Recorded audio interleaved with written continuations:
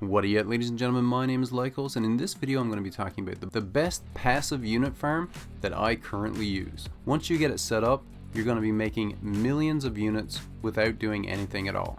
But it does take a bit of work to set up this passive unit farm. Now the first thing that we're going to need to do is we're going to need to warp to a system with a blue star.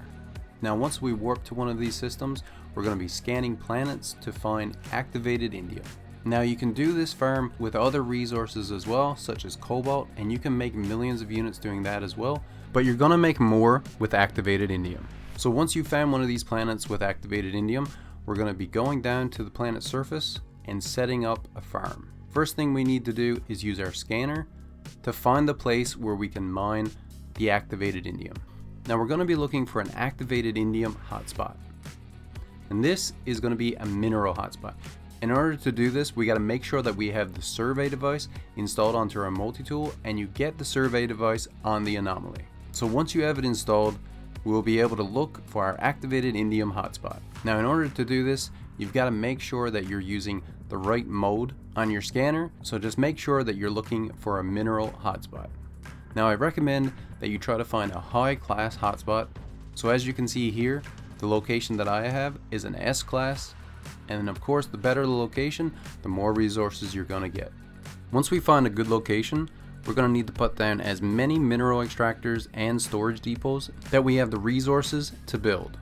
The resources that we're going to need are pretty basic and easy to come by. They're pretty easy to mine yourself, and you can also buy them in bulk on space stations. Once we've built the supply depots and the mineral extractors, then we're going to need a power source to power the mineral extractors, and we're going to need to connect everything with wires and pipelines. Luckily, we don't need to power the supply depots, so you only need to worry about power for the mineral extractors. You can either set up a ton of solar panels along with batteries, like I've done here,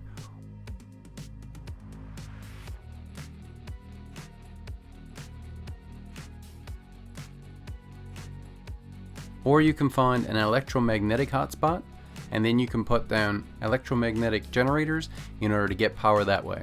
I recommend that if at all possible that you find one of these electromagnetic hotspots and put down the generators, because that will save you a lot of resources. The only thing to think about with this method is that with the solar panels, you can actually place them right next to your mineral extractors. It does take a lot more resources though, but with the electromagnetic generators, they're going to be quite a ways away from your mineral extractors, so you're going to have to set up outposts in order to be able to connect them together.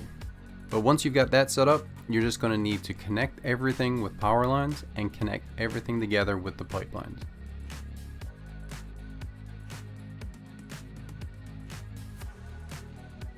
And as long as you have enough power, you're going to be farming millions of units worth of activated indium.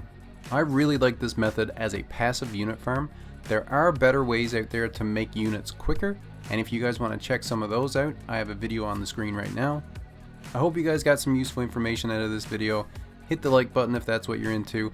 Thank you all for watching, and as always, stay where you're at, and I'll come where you're to. Later everyone.